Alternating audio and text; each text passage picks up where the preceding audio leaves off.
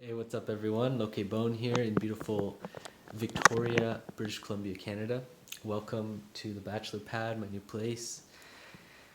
And tonight, I was making some medicine and reflecting on some things, eating some plants, and enjoying myself on this beautiful full moon. And one of the things I was thinking about is a conversation I was having with a friend of mine today.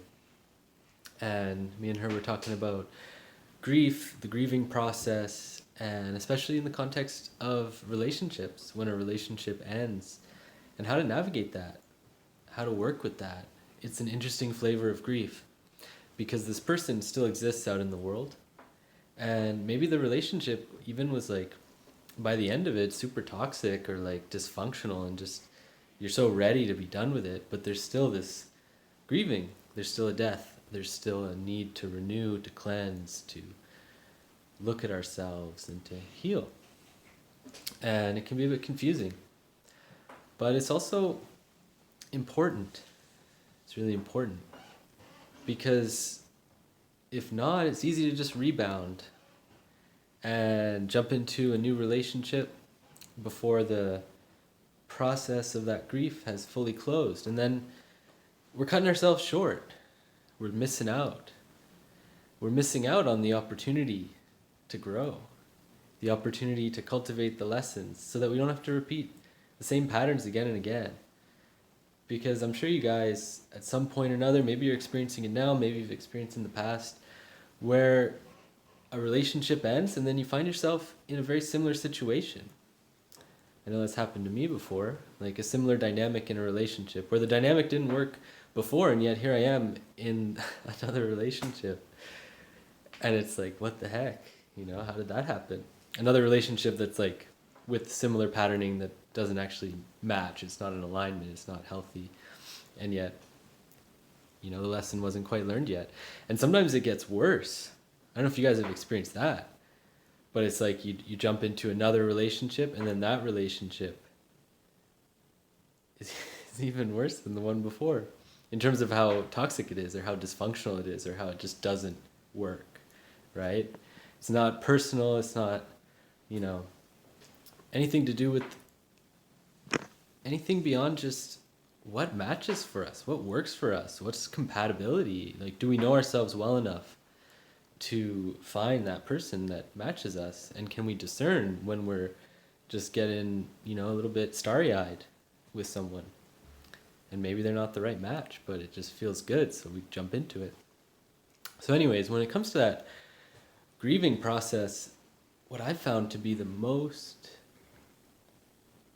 difficult essence of that loss in a relationship, when it's really gotten to a negative place, when it's gotten to that place where you're just like, holy shit, it's finally over. All right, and what a relief. But you're also like, man, that was long. I'm sad it didn't work out. I had so many expectations. I thought it was going to be a great, beautiful thing. It wasn't, like, it's still a process. And it's the grief of losing ourselves. It's the grief of losing part of ourselves, losing what really matters to us. Because if we get stuck in a negative relationship, it's like, especially someone that we're spending our lives with, man, you really start to disconnect from yourself, because it's just the nature of it. If you were really connected to yourself, you wouldn't be in that toxic situation. So it's like, man, that's tough, because the most sacred thing is ourselves. The most sacred thing is like the wholeness of our being. I mean, it's not like we're the center of the universe, but we're the center of our universe. And it's important to take care of that. Don't give it up for no man or no woman. So I was thinking about that, thinking about the grief of loss of a relationship, but really the grief of what happens when we lose ourselves, when we give ourselves up or disconnect from our true being. So remember that. Remember to stay strong, stay true to yourself, and learn who you are. Learn who you are in a relationship, out of a relationship, as a friend, a brother, a sister, whatever. It's important to know thyself.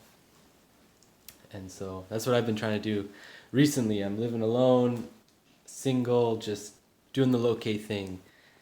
All right, get to know myself. What makes me tick? How do I fulfill my own needs outside of a relationship? And what are the needs that I really want to receive from a relationship? Starting to get clear on all that, or at least working towards clarity. And every day just trucking along, doing my best to become a better version of myself and a more embodied man. So thanks everyone for all your support. Love you guys. Really appreciate all the engagement, the comments, the likes, the positive encouragement. You guys are awesome.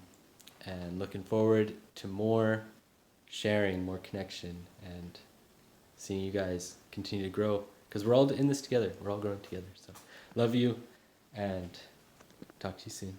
Happy full moon. Oh, and remember, take care of your relationships, live from your heart, and keep shining your light out into the world.